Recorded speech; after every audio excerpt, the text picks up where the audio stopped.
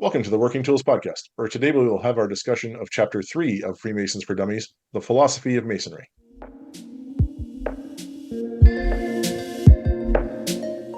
Ladies and gentlemen, brethren all, welcome to the Working Tools Podcast, a casual conversation around Freemasonry. First, it's important to note that our thoughts and opinions are our own and do not reflect those of our Grand Lodge or respective craft or concordant bodies. Please connect with us and ask questions via our website at theworkingtoolspodcast.com. Today on the Working Tools Podcast, we have our usual group of hosts. We have Stephen Chung from Prince Charles Lodge number 153 in British Columbia, Craig Graham from Kalamalka number 160, also in British Columbia. I'm Matt Appel. I'm a member of Mill Creek number 243 here in Montlake Terrace, Washington. And we have David Colbeth of King Solomon number 60 in Auburn, Washington. So this chapter 3 is relatively short comparatively, especially compared to chapter 2. And I guess chapter 4 is pretty long too. But it felt like there was a lot of meat there. And there's a part of me that thinks that really this is where Masonry is, and that this is sort of the important stuff. But there's another part of me that thinks I can understand why, if you were writing a book for non-Masons or brand new Masons, that you would want it not to be overwhelming. Do you guys have thoughts on the contents overall? Yeah, kind of like Chris mentioned in a comment that I don't know if I said this on the show yet or not, but he commented on one of our first videos. He said this book is designed for a 13-year-old on Ritalin and in park or something like that, or ADHD or something in the park. So it's not meant to wax philosophically like we have done over this last couple of chapters, and we continue to. So I'm sure he'll get a kick out of us spending 30 to 60 minutes on these few pages of philosophy. But I agree, it's some heavy stuff in here, and I think I would agree with what Matt said. This is part of what we are as a fraternity. This is the philosophy idea. I appreciate how he opens up that way, right? In that first page, he gives the definition of philosophy, and it's very accurate. Pursuit of wisdom by intellectual means and moral self-discipline, and a system of values by which one lives. Man, if you want to know what Masonry is, that's what, in theory, that's what we are. Yep. The brotherly love, relief, and truth.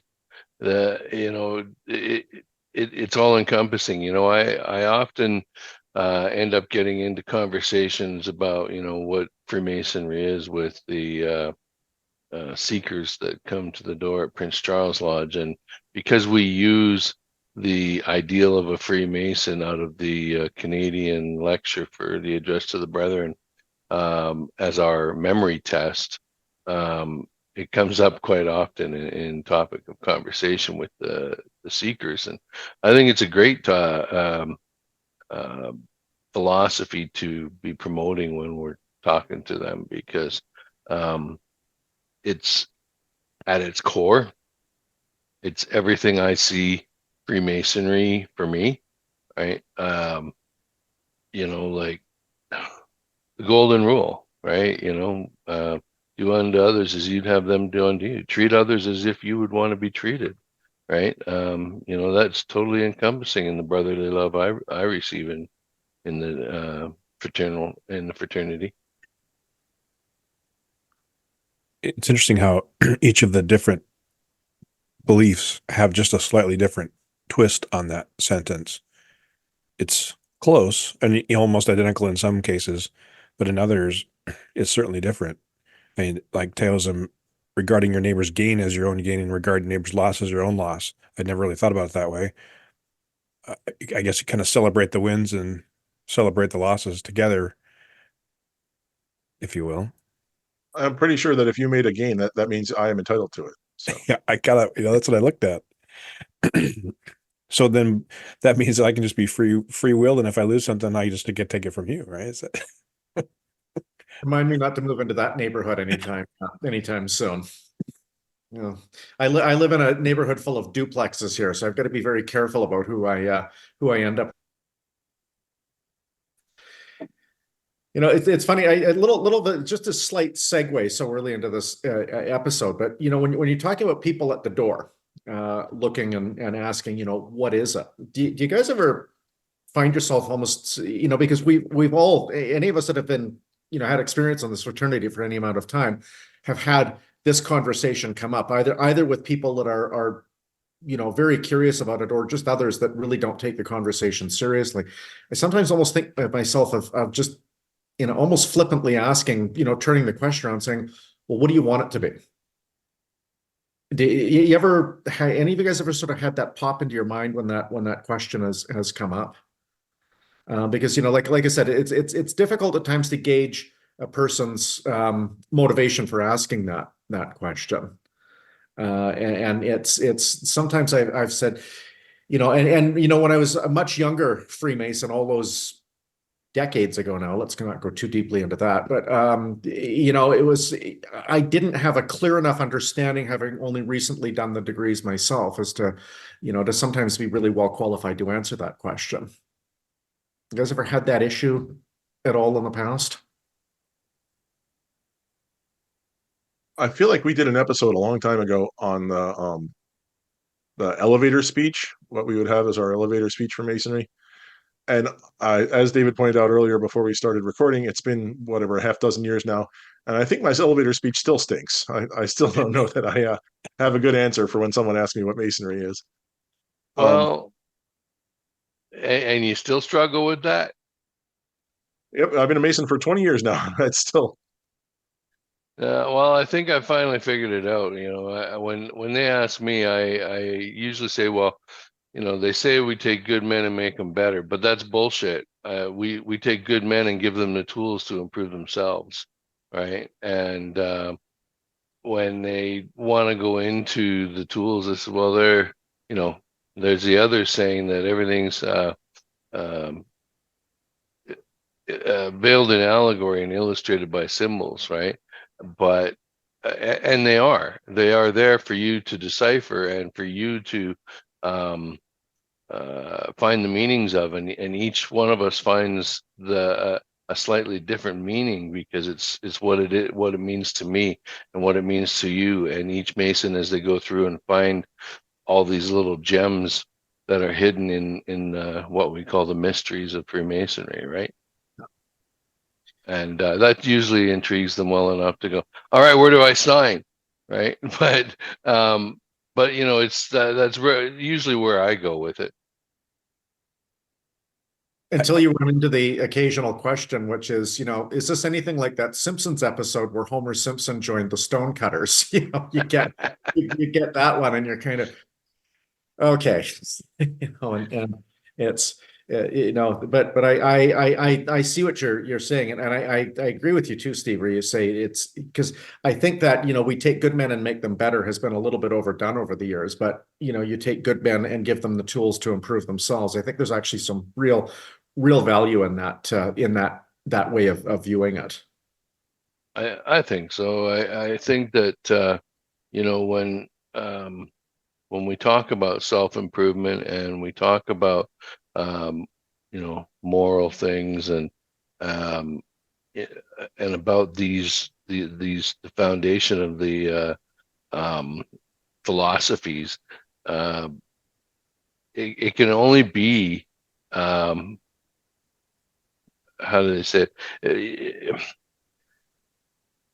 How every one of us is going to interpret it slightly different, and so to try and put it into a box for a guy is I think wrong, right? Mm-hmm. Because encourage them to as we encourage them to follow their own beliefs, encourage them to find their own answers, encourage them to find out what it's going to mean to them. I think there's something to be said for, well, what do you want it to mean for you, right? That makes them think about that question a lot deeper, I think. I find myself sometimes being a little too philosophical when I'm considering seekers or guys coming in. Sometimes I think, were they that way with me? And would I have passed the test? And so I constantly have to remind myself that we're not here to judge a guy, at least in the beginning, I'm not here to judge a guy on what he will be in the future, but what he is now, and does he have potential? Kind of, right? So of course you got to trust him. You got to have, build that relationship with him, and to get past your own ability for trust and understanding. But I go back to some sales sorting we used to do for prospects and stuff. Are you interested or just curious? It's kind of the simple question too. Or are they really interested? Are they really wanting to seek? And I do appreciate that idea of using the word seekers, because that's really who we're looking for versus prospects. That almost like, hey, let's just get 20 in and see what sticks. Well, no, we're really looking for guys that are going to stick already. Yeah. I actually had a senior member in the organization at one point, say, well, like, because I get all the calls, so I had a conversation from one of the guys that called, and I said, like, I actually told him to go get this book, read it, then call me, because he obviously wasn't ready. And he said, well, somebody told me that if I became a Freemason, that holds me at a certain status in the community and in the public eye. And I said, you really got to find out what it's about. And if you're really seeking, go find this book and read it, and then call me back. And I've got it in my calendar actually to follow up with that guy in 2 more weeks to see if he actually went out and picked it up and followed it up. But I don't do that very often. But this senior member said, really, you didn't just bring them right into the 6-step program? I said, no, it's a guy's got to be looking for it. A guy's got to be knowing what he's getting into as well. And when I tell him, if a guy can't do the memory test that I ask him to do, there's no point in having him go any further. And he said, whoa, you could be turning down a good man there. I said, well, yeah, but he's not going to get past stage 1 if he can't commit 2 paragraphs to memory.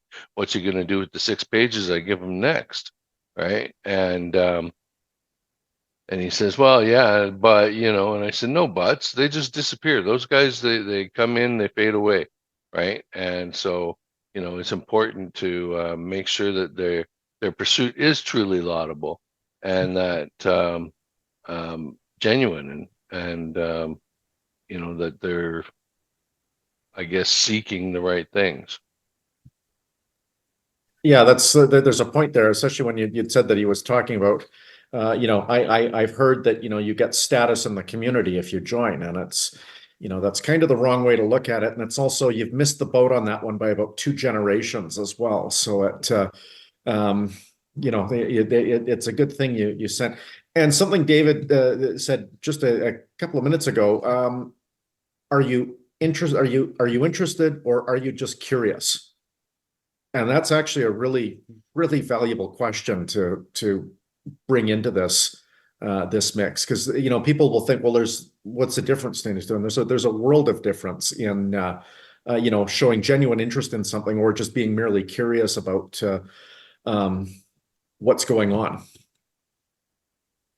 Interesting to say about the memory work. I think if you had asked me that question or required me to memorize 2 paragraphs 16 years ago, I don't think I'd be a Mason today. Honestly. Yeah. I remember working on my proficiencies and having such a difficult time remembering, when I was in high school and whatever, I couldn't memorize things, or didn't think I could memorize things, and was never really in a good part in drama. I had one-liner in drama or something. It was never, a lead part or anything. And now it's slightly different than years ago too. I mean, we also now have a mentor program that we would have assigned somebody to help you learn those 2 paragraphs. Yeah. Right. Yeah. We do that. Right. So like back in the day, you were given your proficiency and you were on your own for a lot of it. The mentorship programs weren't really well in place back in the day. Yeah. Right. Yeah. So, I mean, you guys have a good mentorship program now too, right? Well, mostly for the once he's a Mason, not so much for the 6 steps process. Mm, We do ask them as part of the process that they look at memorizing something. It isn't so much that they get it right or they get it 100% accurate or anything. It's more that they make the effort. right. Yeah. And then I had one guy who had a new seeker. He had been working on things. He'd been coming to events and stuff, and we had gone through the first couple of sections of the 6 steps, and I was talking with somebody else about. We were in a small group with another guy that was thinking about it, and I said, "Yeah, we give you this memory work." And this guy said, "Oh yeah, I've been working on that." I said, "Okay, go." Right, you're right there. And he's like, "Oh," and he started it, and he got the idea of it. It wasn't accurate. I mean, it wasn't what the words say, but he had the idea of it. And I said, "That's great." I said, "Okay, we'll try next time." And he was us just a little embarrassed, just a little. I mean, he was proud of himself, but still embarrassed. But I'll be dang if he didn't have it next time. Within the next week or two, he had that, and that was a proof for him and proof for me that he was serious. For sure. For sure. And well, so, getting back on track, so the brotherly love, the philosophy of brotherly love is there for sure. But next we go into, relief, mutual aid for fellow Masons and charity for others, and that's where I think some of the general public are disillusioned, if you will, because they see things like the Shriners Hospital and the stuff that's done that way, and they think that we are a charitable organization, but we're not, right? And so sometimes they don't understand that as well, but um, they usually do after their first degree. But I do like where they go in this, just to touch on it, and I do like the fact that uh, we do support some charities, and locally we do things that are, scholarships and whatnot as well. So in addition to the charities, so um, uh, you know, and again, another part of the philosophy that I see a lot of, and I seen it a lot more recently too, when there was a brother who uh, they were affected by an apartment fire, and uh, the generosity of the brethren, and even a couple people that are, not brothers, but they heard about it through us. The donations that went that way to help him and his mom were just, it was incredible. It was heartfelt. It made me feel proud again to be part of the organization. Everybody stepped up to help him because he had no place, he had nothing, lost everything. But the really cool part to that, the firemen, they came to him and gave him his apron case, which had several things in it, of course, that made it possible for him to continue to go to lodge with his own gear, anyways, right? But they knew what it was, and they knew how important it was, so they had saved that out of the fire when they were up there. I thought that was pretty cool. All right. So I know I brought it back and then I segued again. Sorry. I was just trying to figure out where we actually were in the chapter. I found it interesting because I said on this podcast before that I don't believe Masonry is a charity, but Masonry should inspire men to be charitable. And yet, I mean, there's brotherly love, relief, and truth. It's right in there, right? And are we? I mean, I guess we're teaching men to be charitable by teaching them that, not necessarily having men making men be charitable. Nah. I know what I'm Well, thinking, but it's not coming out. yeah. I Well, know it's like in the entered apprentice degree. When we bring them in, we talk to them and we instruct them on being without, and then, if you were with the means, then you would be, of course, there to help and assist, right? So it's one of the first things that we teach them. Gotcha. I think it's an important part. Well, it's going back to the brotherly love ideas. It's do unto others as you'd have done unto you. And the same thing with charity, right? He talks about that in the last paragraph by participating in improving the life of a whole community or a single being by example. Then they Mhm. hope to encourage others to do the same. So it's by our example, by just doing it innate, who we are is it's just kind of, you kind of ooze giving and ooze relief, ooze charity, right? You just, wow, he's really generous. Well, Matt's an incredible guy. Steve's an incredible guy. Craig's an incredible. I don't, they're so generous with their time and talents and ability and money if needed. What is it about? Why are they so generous? Oh, Mhm. of course, it's because he's a Mason. Or they make Right. that connection later. Right. And to your point there, it's not always about money, it's about time.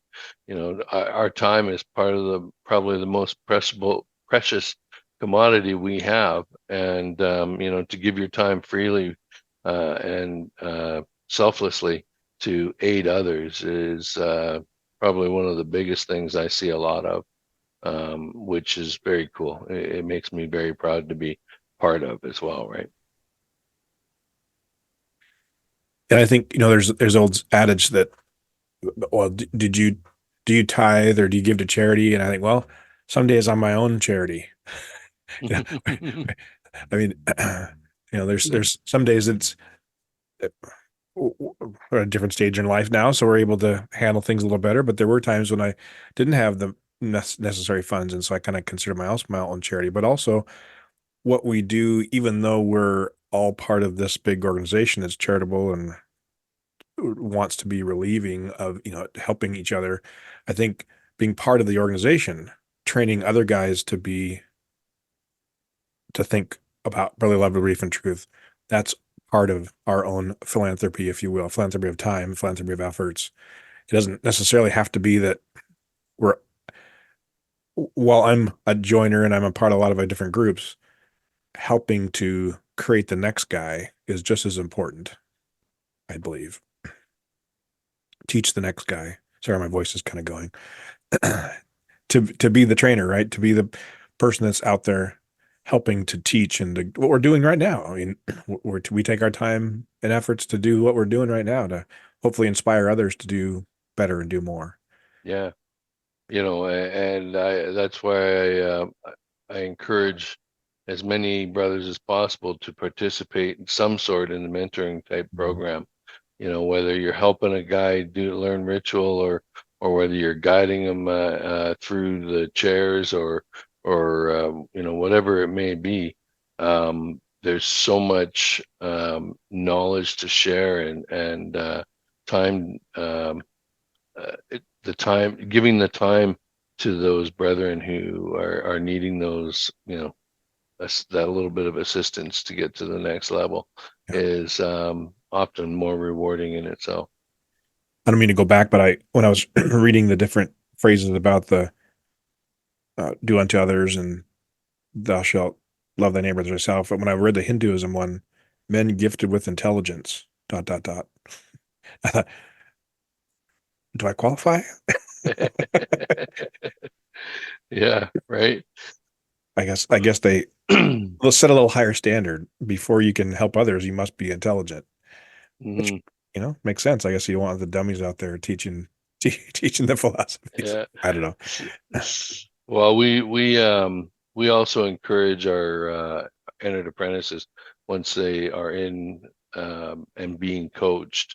We encourage them to participate in the coaching of those coming behind them, and participating in the degrees themselves, taking on those little pieces that make them part of making another Freemason. Mhm. Right. And they get a lot of we have a lot of casual conversation on the nights of ritual practice, right? Because we set it out once a month that the mentors and the guys going through the different degrees, or even anybody who wants a little bit of coaching, they go to the lodge hall and they end up in a lot of deep conversations like this that are segued from one thing, right? So it's kind of cool.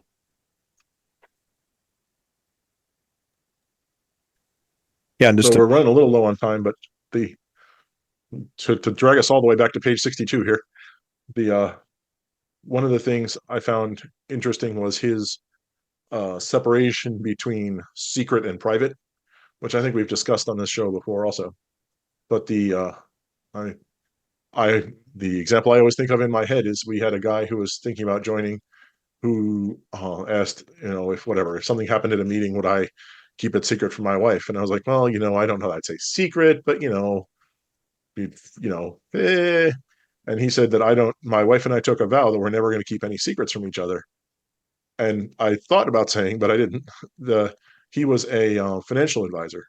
So I thought about saying, do you tell your wife the net worth and the social security number of all your clients? Because, is that a secret? No, it's just private information that you don't want to spread around.